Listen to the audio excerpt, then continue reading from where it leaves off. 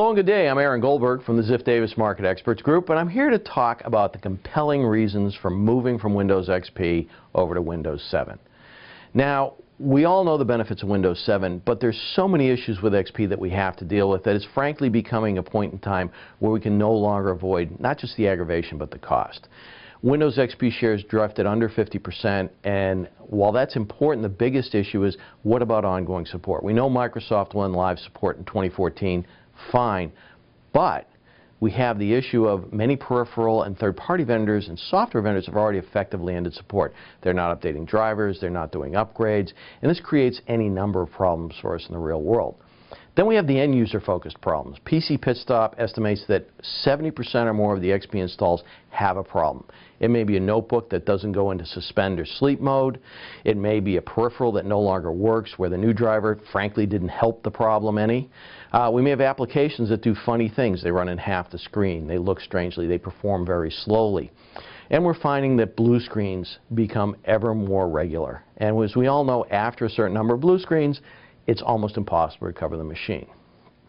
Now, while Windows 7 is a great product, we're migrating there as much for that greatness, but also we need to get past some key issues for XP that impact the IT side of the house. And the single biggest among those is security.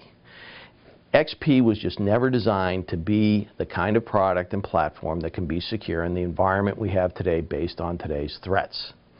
XP, it turns out, is a great host for rootkits, and once they're installed, they're impossible to remove. Well, they're not possible, but very difficult, very time-consuming, very costly.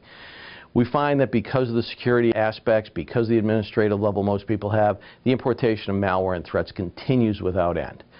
And the cost, just trying to make XP secure, whether it's point products, whether it's the antivirus, anti-malware, anti-spam, anti-this, anti-that, not only do we have a lot of software to buy, but we have a lot of maintenance to do. Very costly. And there's other aspects that happen. The new standard causes problems on XP. The disk size has gone from 512 byte sectors to 4 KB sectors. That change in sector size is creating problems. And that's not an upgrade you can frankly ignore. New peripherals we find have XP driver issues because companies are not going to focus lots of investment on building bulletproof XP drivers. And in cases where they do have an XP driver that works and something happens, a lot of those upgrades and changes just frankly aren't coming.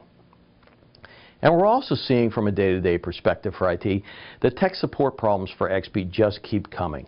Registry issues. How many times can you clean your registry before it just doesn't work anymore? Broken DLLs. We find that a limited availability of a boot environment for dead systems where you may be able to recover things but there's just no way to get into it is something that lacks in XP. Remote management's very limited, so too many desk side visits have to happen. That's high cost, that's resource intensive. And finally, there's also the disruption factor. When a senior exec loses an XP-based machine, we all know the fire drill that creates for us. We have to fix it, it takes priority, we're trying to recover things, it's costly, it's not the way to run an efficient IT infrastructure. So it's time to move. The costs are too high with XP, the customer satisfaction's too low with XP, and we just don't frankly have the resources to manage XP the way it needs to be managed to be successful. So it's time to move, the reasons are compelling, and most importantly, they're saleable to your upper management. I'm Aaron Goldberg with the Ziff Davis Market Experts Group. Have a great day.